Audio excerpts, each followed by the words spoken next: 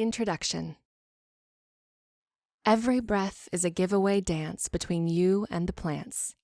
Susan Weed. Our connection with nature is indisputable. Nature's health and our well-being depend on each other. The food we eat, the water we drink, and the air we breathe are all provided by nature. When we lose touch with it, it doesn't take long before we see the repercussions of the disconnect. Now we are finally starting to understand. We are beginning to appreciate and respect nature more. We are adhering to simpler lifestyles in order to reconnect with it. Healthcare is part of this change. Today, people seek ways to protect their health naturally without sole reliance on pharmaceuticals. Herbs offer that pathway. Over the last few decades, more and more people have started using herbal products as part of their primary healthcare. Slowly, herbal medicine is regaining its due respect and place in the practice of medicine. Conventional medicine is undoubtedly essential in treating many illnesses, particularly those that can be life-threatening and require emergency care. Pharmaceutical drugs can respond to symptoms of an ailment more rapidly than an herb in many instances, but this doesn't mean we should solely rely on them. Our health is our most precious treasure. It's our responsibility to educate ourselves about it and take care of it to the best of our abilities. Herbalism is here to help you preserve your health and to restore your wellness and vitality in times of need. More than that, herbal medicine is about providing a sense of self-reliance. It's about accessibility, helping you when you don't have immediate access to a doctor. It's about giving you a natural alternative to synthetic chemicals and the side effects they can cause. It's about affordability and not having to spend a small fortune every time your health requires some attention. Understanding our options and choosing the right type of therapy is essential. It isn't a matter of whether conventional or herbal medicine is better. It's a matter of what is suitable at each moment. There is a time and place for both herbs and pharmaceutical drugs. The two can be used in a complementary manner. Modern medicine and traditional medicine can and should coexist. Why was this book written? I am writing this book to spread the word about the benefits and uses of herbs. I want to help people feel more empowered through herbal knowledge so they won't always have to depend on pharmaceutical drugs to relieve every minor ailment. I believe in the power of nature and want you to have more options and freedom when caring for your health instead of relying on many physicians' restrictive views and approaches. I want to offer a reliable resource to all those interested in taking their first steps in using medicinal plants. There are, of course, plenty of books out there about herbalism. However, many are not so beginner-friendly and go into more complex topics before covering the basics or aren't comprehensive enough. I know that people want practical advice with simple, clear instructions that are easy to understand. They want answers to their questions. What herbs to use for a particular ailment? Which medicinal plants are safe? How to make a tincture or a salve? How long can preparations be stored before they start losing their potency? Nowadays, it's easy to find general information about herbs, particularly online. Still, people need quality information and step-by-step instructions to know exactly how to use plants for the best and safest results. And this book aims to provide all these things to its readers. I was lucky enough to be born and raised in Eastern Europe, a place where traditional medicine is still practiced in many rural areas and passed on by elders to younger generations. I learned about plants from both my parents and my grandmother. I learned about many plants and remedies from a young age, and because they were tested time and time again over generations, I knew they worked. As an adult, I deepened my study of medicinal plants. I learned more about the science behind how they worked. The study of herbs is a lifelong pursuit, and the more you learn, the more you realize is yet to be discovered. It is a beautiful, fulfilling journey. Who is this book for? This book is a beginner-friendly guide, very much like a herbalism crash course. It is meant for anyone looking to learn what medicinal plants have to offer and become more independent in their own healthcare. In the first 5 chapters, you will discover how to source your herbs, how to match an herb to a condition or person, what is the science behind the potency of herbs, and how to make effective herbal preparations. In Chapter 6, you'll find the profiles of 46 herbs, which have a long history of use both medicinally and in the kitchen. Yes, some of the herbs you commonly use in your dishes for aromatic purposes also have impressive therapeutic effects. In the last chapter, we discuss 31 common ailments and provide herbal formulas to address those health concerns.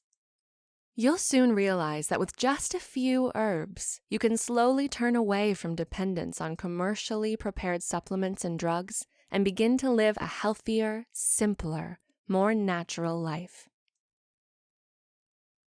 1. The basics of herbalism. All that man needs for health and healing has been provided by God in nature. The challenge of science is to find it. Paracelsus. Plants are fascinating. You'd think their inability to run away when facing danger makes them powerless, but the truth is, in their millions of years of evolution, they have developed defense mechanisms to protect themselves from all kinds of attackers. Besides their physical protection, which comes in the shape of spines, hairs, or thorns, plants also produce various antimicrobial chemicals to stop pathogens from infecting them. Why should you care about this, though? As much as this is a cool, fun fact, here's the amazing part. It turns out that these chemical substances they create to defend themselves are wonderful for humans, too. Antimicrobial chemicals from plants such as witch hazel, tea tree, thyme, or eucalyptus have been used successfully by humans as antiseptics for centuries now. Similarly, volatile compounds, which plants produce to attract the natural enemies of herbivores, and therefore to defend themselves, are used for their relaxing, anti-anxiety, antioxidant, and antibacterial properties. There are currently over 50,000 plants used for medicinal purposes across the globe. They are incredibly complex, and the scientific world is just beginning to understand the chemicals they produce and the multitude of health effects they can provide. The beginnings of herbalism. Since the beginning of time, people have looked to nature for solutions to their ailments. Herbalism or herbal medicine was the first healing system people used. The oldest written evidence of herbal use is a Sumerian clay slab that goes back around 5,000 years. It mentions over 250 plants and a dozen recipes for herbal preparations, but the practice of herbalism is much older than that. Archaeological studies show that it dates back to around 8,000 years ago in China and 60,000 years ago in the Middle East. In the beginning, the use of medicinal plants was instinctive. Indigenous practitioners learned about the healing qualities of plants by observing ailing animals, while eating plants they normally wouldn't have consumed.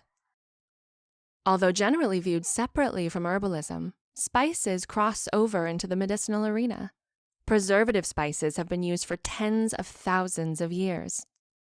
While many historians associate the spice trade with the beginning of the contemporary use of aromatic herbs, evidence indicates that early man, dating back to the Neanderthals, used leaves of certain plants to wrap meat, both to preserve and flavor it.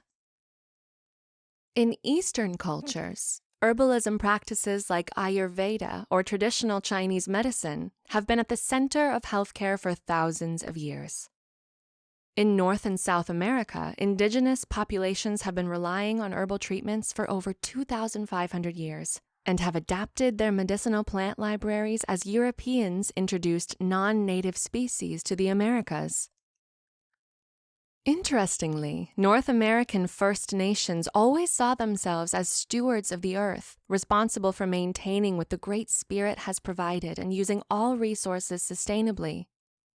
Their centuries-old approach sounds very much like modern environmentalism.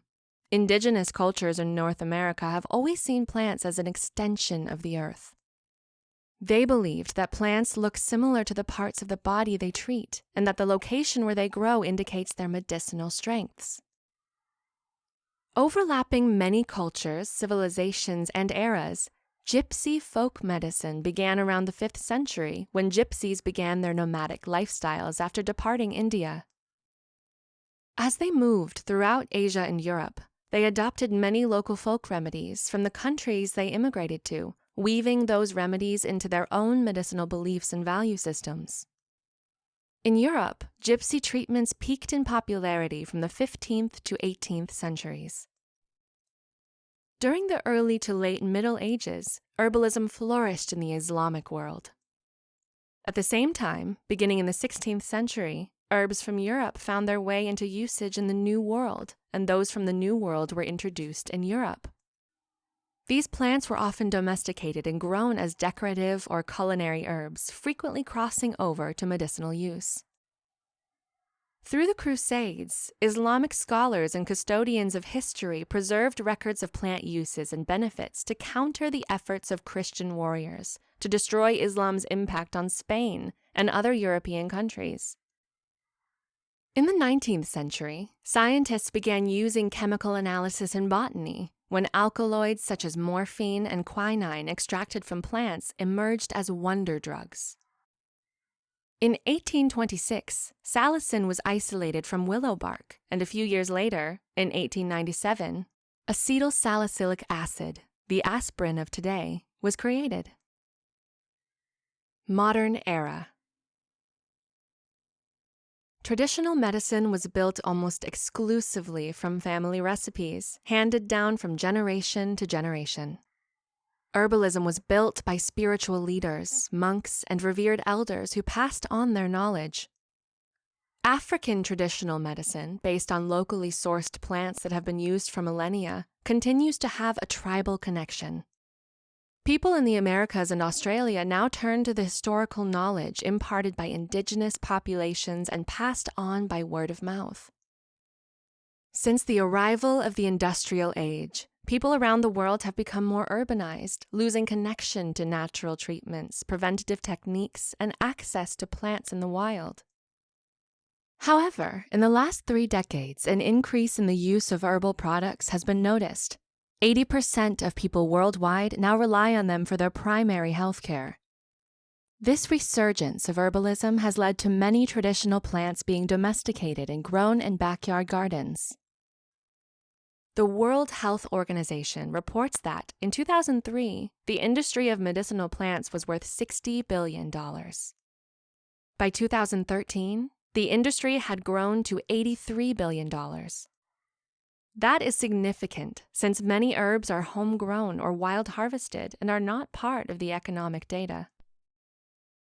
Herbalism and modern medicine.